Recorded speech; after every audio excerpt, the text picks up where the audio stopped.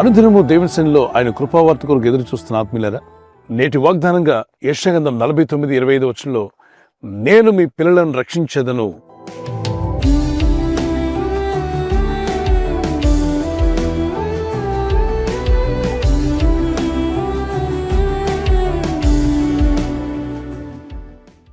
మోషే చిన్న బాలుడిగా ఉన్నప్పుడు ఆయన తల్లి 3 నెలలు మాత్రమే దాయగలిగిందట.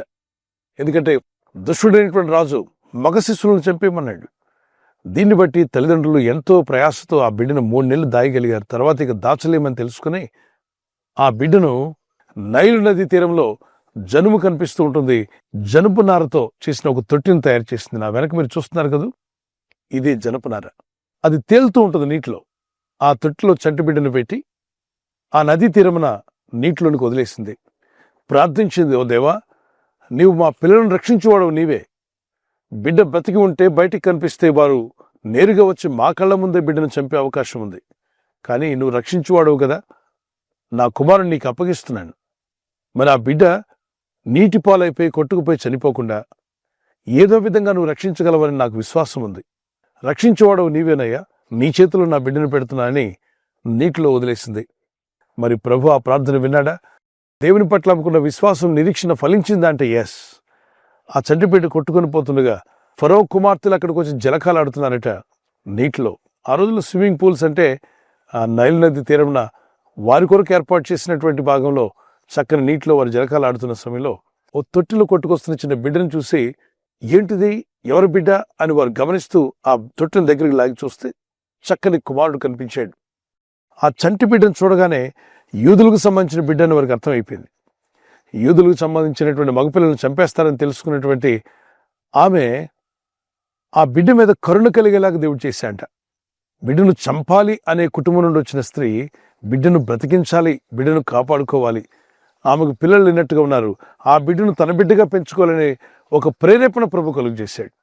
చూసారా, శత్రువులు ఇంట్లోనే దేవుడు ఆ బిడ్డను పెంచడం ప్రారంభించాడు. ఎవరైతే మగ బిడ్డలను చంపేయండి అని ఆజ్ఞాపించాడో వారింట్లోనే చంపబడవలసిన వాడు పెంచబడుతున్నాడు. దేవుని కనికరం అలాంటిది. దేవుని దయ అద్భుతమైనది.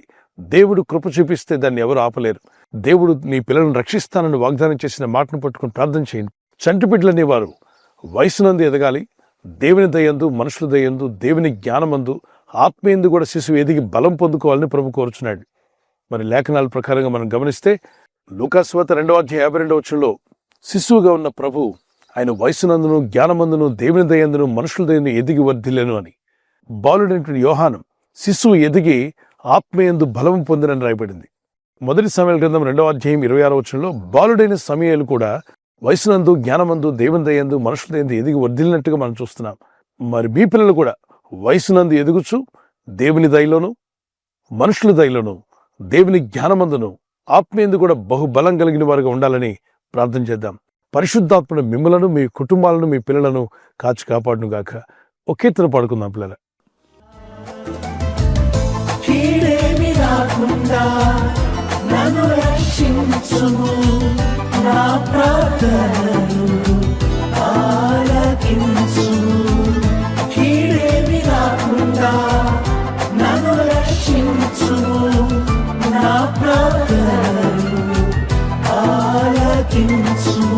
యేసయ్యా యేసయ్యా నా దేవుడ నీవెనయ్యా, యేసయ్యా యేసయ్యా నీకే నా స్తోత్రమయ్యా, యేసయ్యా యేసయ్యా నా దేవుడ నీవెనయ్యా, యేసయ్యా యేసయ్యా నీకే నా స్తోత్రమయ్యా.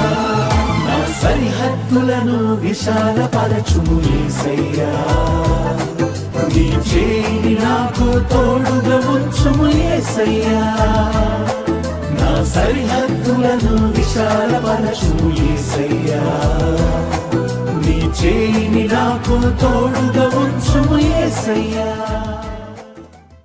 ఇంతవరకు వాగ్దానమైనటువంటి మనం మన రక్షకుడైన ప్రభువుకు మనం అప్పగించుకుందాం. యేసు అనగా రక్షకుడు. ఇక్కడ అదే అన్నాడు, మీ పిల్లలను రక్షించేవాడిని నేనే, మిమ్మల్ని రక్షించేవాడిని కూడా నేనే అంటున్నాడు.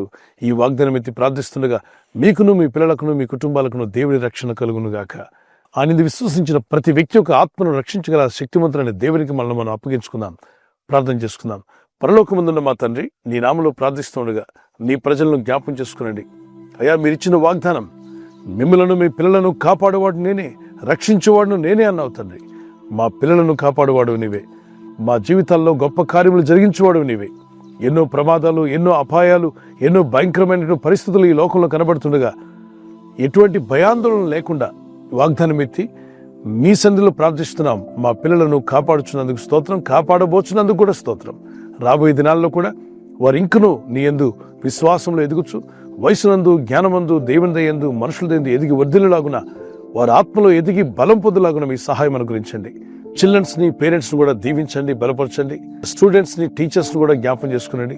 అందరినీ కాపాడి మీ రాకడ కొరకు మమ్మల్ని సిద్ధపరచండి. ఈరోజు ప్రార్థించి ప్రయత్నించబోతున్న శంకుస్థాపన అయిన, గృహప్రవేశమైన, ఒక బిజినెస్ ప్రారంభిస్తున్నా, ఉద్యోగ ప్రారంభానికి వెళ్తున్నా, ఒక మంచి కార్యక్రమాన్ని ప్రారంభిస్తుండగా, నేను వారి బిడ్డల వివాహం కొరకు ప్రయత్నాలు చేస్తుండగా, వారు చేస్తున్న ప్రయత్నాలు ఫలించలాగున మీ దూతలకు ఆజ్ఞాపించండి.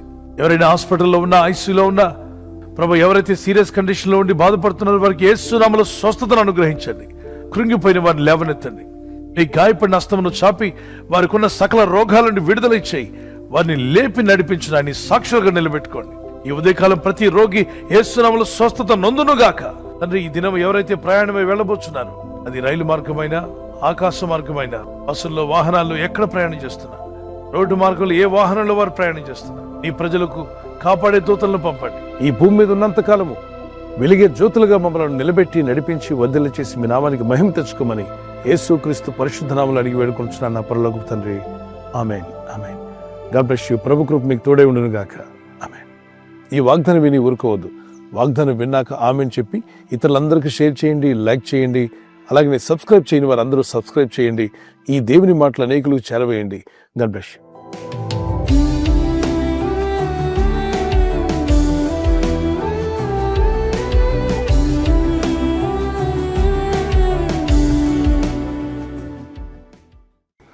We wish you a happy birthday to you. Many more returns of the day. God bless you.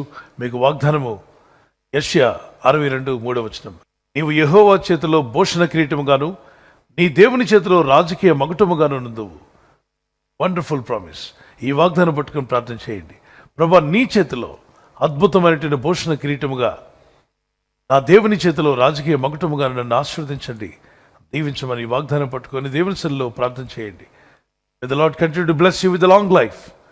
ఈ వాగ్దానం ఎత్తి ప్రార్థిస్తూ ఉండగా, వాక్యానికి లోబడుతూ ఉండగా, ఒక నూతన సంవత్సరంతో పాటు నూతన జీవితాన్ని, నూతన హృదయాన్ని, నూతన మనసును ప్రభు మీకు ఇచ్చి మిమ్మల్ని ఆశీర్వదించి బలపరిచి దీవించునుగాక. ఆమేన్. మరి యానివర్సరీ జరుపుకునే వారికి happy wedding anniversary. Many more returns of the day. God bless you. మీకు దేవుడిచ్చిన వాగ్దానము సామెత 3:33 నీతిమంతుల నివాస స్థలము ఆయన ఆశీర్వదించును. ఈ రోజు నుండి వాక్యానుసారంగా ముందుకు సాగండి. అద్భుతమైన దీవెనలు మీరు పొందుకుంటారు. భర్త భార్యను ప్రేమించాలి, భార్య భర్తకు లోబడాలన్న వాక్యానికి మీరు విధులైనట్లయితే అద్భుతమైన ఆశీర్వాదకరమైన దీవెనలు మీ గృహంలో, మీ దాంపత్య జీవితంలో ప్రభు ఇచ్చే మిమ్మల్ని ఆదర్శ దంపతులుగా ప్రభు నడిపించునుగాక. God bless you. ఈ ఛానల్ మీరు సబ్స్క్రైబ్ చేసుకోవడం వలన 2 పనులు జరుగుతున్నాయి. ఒకటి, సువార్త జరుగుతున్నది, ఆత్మలు రక్షించబడుతున్నాయి. రెండవది, పేదలకు, అనాథలకు ఈ ఛానల్ ద్వారా సహకారం అందించడం జరుగుతుంది. మనం సబ్స్క్రైబ్ చేసుకోవడం వలన అందరికీ సహాయం చేసిన వారమవుతున్నాం. ఖచ్చితంగా ఈ యూట్యూబ్ ఛానల్ ను సబ్స్క్రైబ్ చేసుకొని బెల్ బటన్ ను క్లిక్ చేయండి. మీకు వెంటనే మెసేజెస్ పంపబడతాయి.